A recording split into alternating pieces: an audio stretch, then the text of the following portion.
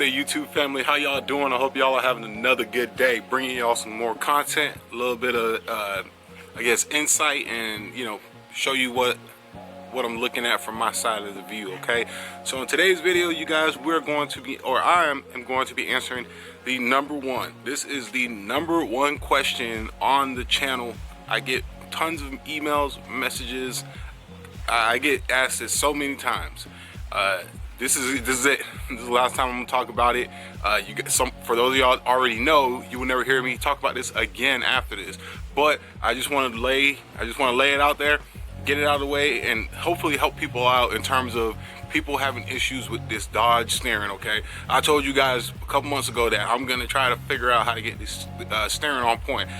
Right now, I can truly say that I believe I got it figured out. Okay, at the end of the video, stick around because we're gonna go on a little test drive, and I'm gonna let you guys see the steering wheel. I'm gonna let you guys see how the truck drives. If you watched the last two videos, I put little clips in both of those videos showing how nice the truck drives.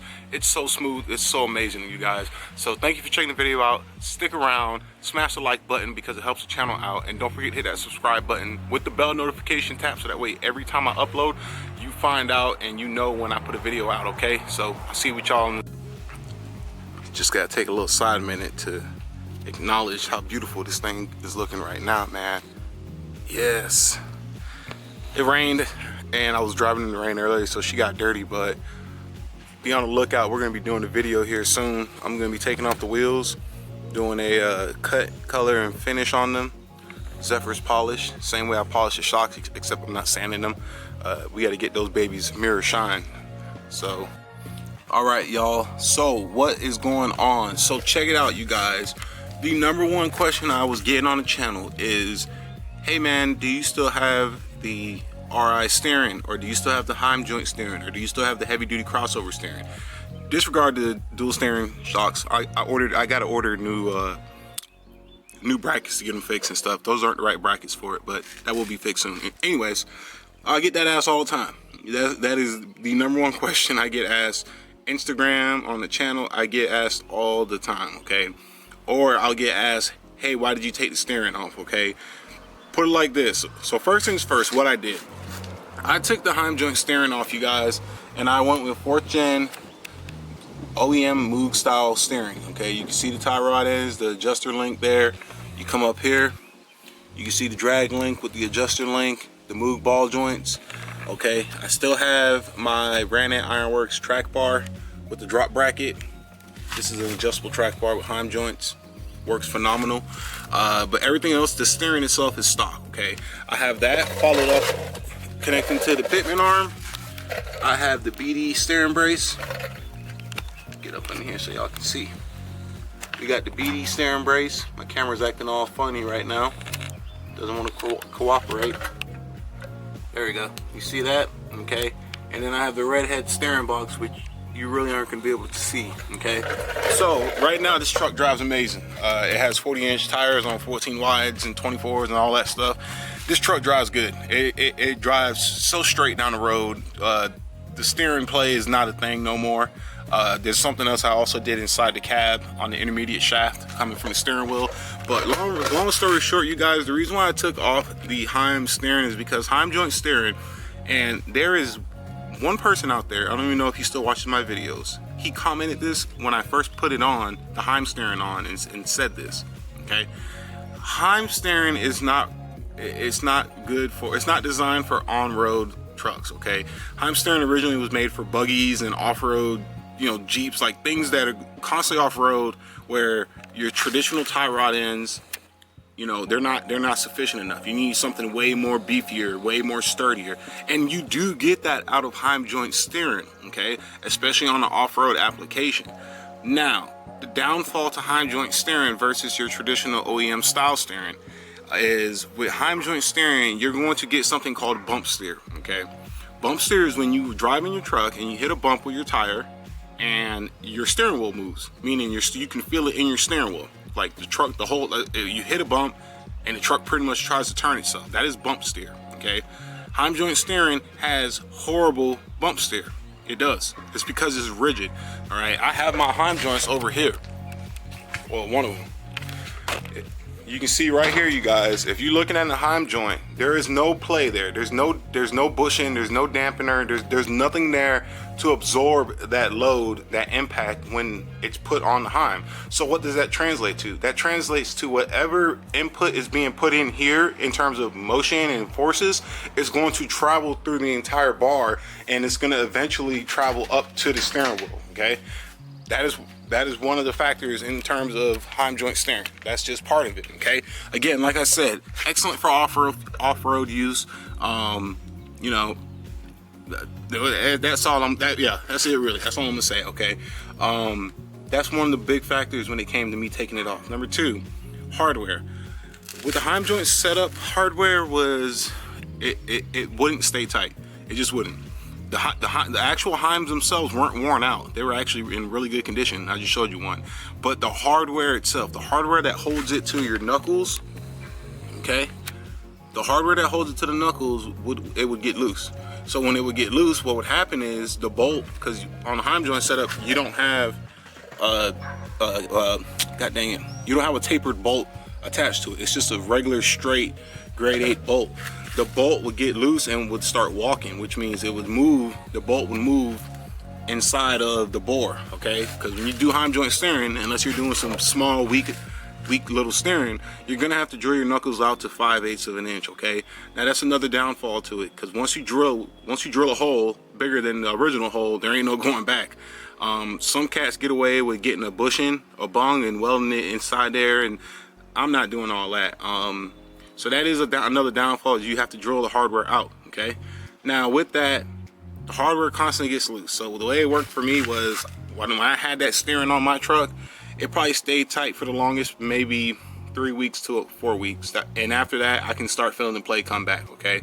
Another issue I had in terms of with the Heim joint steering was on the Pitman arm. So your Pitman arm is tapered, okay? A lot of people don't know this, but your Pitman arm is tapered. It's a tapered hole, because the rod end is tapered. It's a tapered bolt, okay? So when it's tapered, it's not straight. It's like kind of like slanted, like a V, okay? When you put a regular bolt in a tapered hole, you're going to have play or wiggle room on one side of it. That little wiggle room you get on your Pitman arm bolt is going to translate to play. That's the easiest way to say it. You can tighten that sucker down as tight as you want. It might stay tight for a little bit, but it's going to give way to play, okay? The thing about it is, with these tapered ends, these tapered holes, and these tapered tie rod ends, is they're designed for a snug fit. So when you put it in there, it slides up in there and it presses itself in there for a tight fit, okay? Now the thing is people, there's no way around this, okay? Tie rod ends are, I'm not gonna say it's your best option, but what I will say is it's a good option, because tie rod ends, believe it or not, are designed to absorb radial loads, okay? So what that means is bump steer. When your wheel hits a bump, it's set up, that play that the bearing has, the tie rod end has, is going to allow for a little bit of play, so that way it's not all being transferred through your steering up to the steering wheel, and you're not holding your steering wheel for dear life Jesus, okay? That's just the nature of the design. I didn't figure that out until down the road doing research on steering and understanding stuff like that, okay? That was another factor. Another reason why I took it off was because the alignment process, okay? So at the time, the setup I had, the only way to adjust your alignment or adjust your steering was every time you put the hardware on, you have to take the hardware off, loosen the jam nut on the Heim joint, and rotate the Heim joint and get it perfect, okay? So what that led to was you never having a perfectly centered steering wheel. I don't know how or why, maybe because you can only adjust it within half turns. It's not like you can do an eighth of a turn or a quarter of a turn. Your adjustments for Heims are only in half turns. So maybe that's probably why you couldn't get a perfectly straight steering wheel, but who knows, okay? That was it. I'm trying to think another reason why. Actually, those were honestly the biggest reasons why. I had the Heim steering for over a year on my truck. I just got tired of it. I was ready to find something that can be solidified. I talked to some local truck shops or the suspension shops and out here, and was talking to them, picking their brains and stuff. And one of the guys had a Dodge like mine, and he was like, "Hey man, check out the 4th gen upgraded style steering. I did some research on it. I saw some videos. I watched other people talk about it, and they raved about how much it helped. I even saw a couple update videos. I was impressed from the videos I saw, so I said, you know what, screw it. I'm gonna go back to the traditional style steering. Now, with that involved me having to change my knuckles. So I had to go on eBay and buy some used OEM knuckles that weren't drilled out to 7/8 or 5/8 of a hole. So, you know, that was like $225 right there, because I ordered them online and they sent them to me. So just know that, okay? You guys, when this video is up, I forgot to mention that when this video is up, you will not see the crossover steering video on my channel again. So that video I had talking about fix loose steering, that video is going to be officially taken down, because I mean, if anybody asks me about Heim steering, I always tell them don't do it. I don't, or I do tell them. I tell them don't get it. I said, get you some Moog steering, get you some Synergy steering, okay? One thing too is, if you notice, all the big name companies like Synergy, you know, CJC Off-Road, whoever, none of them offer Heim steering, and it's for a reason, you know. So you guys, that's all I'm going to talk about in terms of why I took the Heim steering off, okay? Those are my reasons. That's pretty much what I was experiencing. I just don't recommend it. It's not a recommended system in terms of steering. I don't know. That's it. Now, the part that to me that really matters, because we all come to this video because we want to know, well, fuck, how can I get my stuff working good? All right. First things first. This is an expensive, it can be or will be an expensive setup, okay, in terms of replacing everything. If you're at that point right now where your suspension, everything on it has not been changed since you've had the truck, you need to start from fresh, scratch, square one, okay? If you've changed out, you know, wheel bearings 6 months ago, ball joints 8 months ago, you can pick up from where you left off. But if you've had the truck for several years or don't even know the last time it got changed, clean your slate and start brand new, okay? I'm gonna explain everything, what to do. So first things first, what I was just talking about, change your ball joints. All right, I will have links to everything that I have on my truck down below in this video, so you don't have to search. It will be obviously for a 3rd gen, the 2008-ish, or whatever models apply to this. If you got a 4th gen, look the same stuff up just for your year. It's not hard. So first things first, change your ball joints. I'm running XRF ball joints. They are on eBay. I've ran these in the past before I changed them. They're for the price, they are excellent ball joints. Greasable fittings, everything, no complaints. These ones actually have a lifetime warranty on them. All you gotta do is take them out, send them in, and you can get brand new ones as long as it's not broken. After your ball joints, go ahead, make sure your wheel bearings are good, okay? Now, if you want to check to see if you have a good or bad wheel bearing, it's super simple. Go ahead and get you a jack up your axle just enough to where you can spin the wheel, and all you're gonna do is come from the 10 or from the 12 and 6 o'clock position, and you're gonna shimmy your wheel. And when you're shimmying it, it should not have any play, okay? If you have play shimmying it up and down from the 12 to 6 o'clock position, that means your wheel bearings are going bad. Or if you're turning your wheel and you hear a grinding sound or like a metal on metal sound, that's probably your wheel bearings are going bad. Usually when wheel bearings go real bad, you will get an ABS light inside your truck. That's because there's a little speed sensor on the hub that it's pretty much picking up ferrous metal materials, and it turns the light on, long story short. So ball joints, wheel bearings, okay? U-joints. So after that, check your U-joints. All right, you can get U-joints from the parts store for relatively cheap for these trucks. Make sure you get you some good U-joints. These are Moog U-joints I have in there. They're doing fine, no issues. I put those on about 2 years ago. U-joints don't really go out that often on these trucks. Usually when you change them, they last pretty long. So just, you know, do your research. Easy way to check your U-joints when they're installed like that, get a little baby pry bar or something and kind of see if you can wiggle them and move them in there. If your U-joint can move while it's in there and the wheel's not moving, you got bad U-joints. Those needle bearings are worn out, okay? So once you do that, start working your way inboard steering. Get you some, get this Moog steering, put it like that. This Moog steering is pretty legit, you guys. Yes, I know it's OEM and I know it's Dodge style steering, but this is 4th gen style steering. I believe the good one is T style, if I'm not mistaken. If I am, somebody tell me the right one because I don't remember. But long story short, get you some Moog steering. This steering is excellent. Very high quality parts.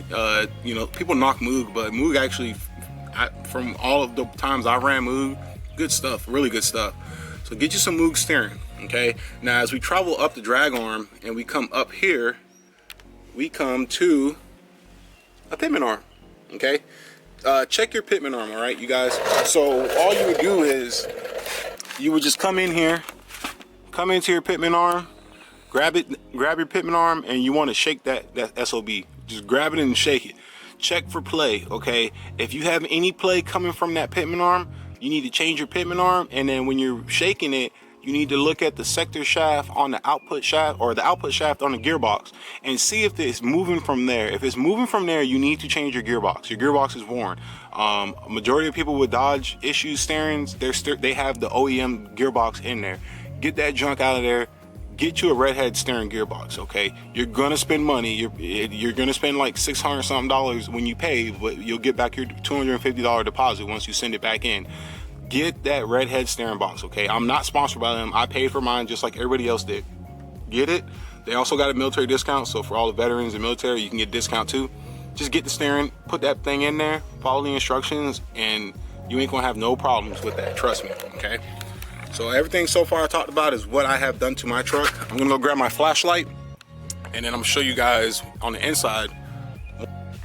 This last thing, you guys, is probably gonna be the most important, or not the most, but this is a very, very important factor right here, okay? What we're looking at right now is called your intermediate shaft, or your intermediate steering shaft, okay? This is a shaft between your output shaft and your steering wheel that connects the two to each other, and they couple, okay? Right here is notorious, right there, that bushing is notorious for having walk-in play in it, okay? There's a video from a company called EMF. They make what's called an EMF intermediate shaft bushings, okay? All you do is get those bushings, which is the outer portion, that shiny part, and you press that in with a C-clamp, and what that does is it prevents that bolt in there from walking, not a bolt, but it prevents that piece in the center from walking, because what happens is if I didn't have that bushing in there and I would turn the wheel, you might see that piece moving internally. That right there causes so much steering wheel play that people don't understand it, okay? Mine, for some reason, or maybe it was, but when I checked mine, before I pressed that in, it wasn't moving. It might have been very smally, I just couldn't see it. It kind of sucks in this position. But after I press those in, I'm wiggling my steering wheel right now. That is all the play I have in my steering wheel, okay? No more. And up here, what that looks like, get my zoom out. So what that looks like up here for my steering wheel play is, that is it. That is all the play in my steering wheel right now, which is nothing compared to how it was before, okay? So something y'all gotta understand, y'all, is the little minute play that you're finding in the Pitman arm, you know, in your whatever wheel bearings, in the steering shaft, those little bit of minute play, minor play, it adds up to a lot more while you're driving, okay? And that's why you might find yourself drifting in the lane, if the truck feels wavy, it's because of that, okay? I did all this stuff and it eliminated all of that, okay? Another thing too you want to do is go ahead and get you an adjustable track bar, okay? This track bar is from Ranat Ironworks. Now this is actually really good stuff right here. I'm still running it, I like it. Get you an adjustable track bar, because those OEM style bushings on the OEM track bar are junk. You get a lot of bounce, a lot of wheel hop. Well, not wheel hop, but it's just not good. Get you a nice solid adjustable custom track bar. You can get them on eBay. You can get them from Ranat Ironworks down below with the promo code. You can get them from wherever. Just get you one. That stuff is gonna make a world difference, okay? And then obviously, if you haven't even messed with your shocks yet, get you some nice shocks. Bilstein 5100s are some of the best OEM style shocks. Not OEM, but the best shocks you can put on these trucks if you're not trying to lift it, if you're not trying to do anything crazy. Bilstein does make lifted shocks, but I'm just saying, if you want a really nice quality shock, look into a Bilstein's 5100s. I'm running Fox 2.0s. Love them to death, okay? So that's everything I have done to my steering, you guys. I'm gonna take you guys for a ride now, but I just wanted to explain everything going on, because there's a lot of stuff that plays into your steering, okay? gearbox, Pitman Arm, tie rod setup, wheel bearings, U-joints, steering shaft. All this stuff adds to the ultimate picture of, is my steering tight, okay?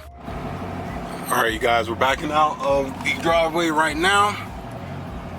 I got the windows down because it's warm, but it's not hot. So if you hear some road noise, I apologize. Figure we'll take it down the street.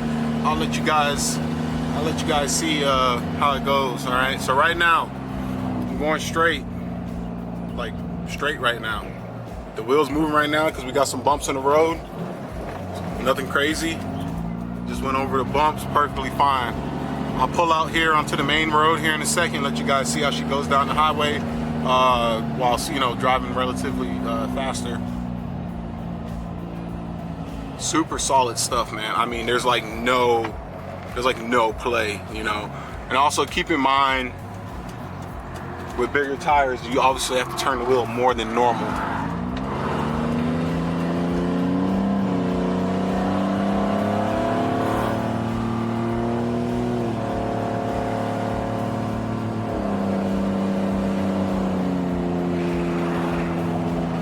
Wheels super still right now. Slowing down, coming to a stop. And everything too, I forgot to mention, with big wheels, if you don't have big wheels, having the bigger tires will cause a little pull, just because of the sheer weight of them. So, you know, having 40s, if the road's canted like this, the truck's gonna more naturally want to pull down to it. Just like right now, if I let go of the wheel, this road has a slope in it.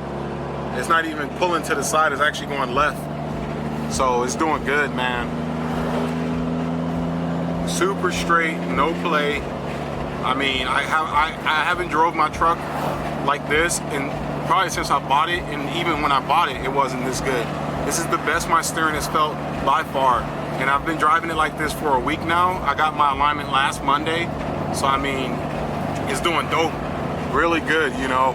Now, once you're steering, I did all brand new steering stuff. Once that breaks in, and it wears in, it might feel just a smidget not as tight, but that's just because you had to break them in. You know, it's not saying that it's getting loose or nothing, you know. But look right now, you guys, check this out. My hand, no hands, driving straight in the lane, man. We're going like 50, 45 miles an hour right now, just chilling. So the wheels canted right now because this road curves a little bit. My bad. It has a little curve in it. So, good stuff, man. All I gotta do is turn the wheel just a little bit. If I want to change lanes, I'm changing lanes right now. You know what I'm saying? Just flawless steering, you guys, flawless. It really is good. If anybody out there has a similar setup to mine with the redhead steering, 4th gen upgraded steering, please comment in the comment section. That way we can kind of help people out. Because I know people, you know, got questions about stuff like this, or maybe they don't know where to go to, or maybe my word's not good enough, I don't know. But, you know, if more people can vouch for it and say that, you know, I can attest, hey, that steering works, you know, comment it down below, help people out. So all I'm gonna do now is go back to the house. I'll show you guys, I don't know, me turning on my scooter.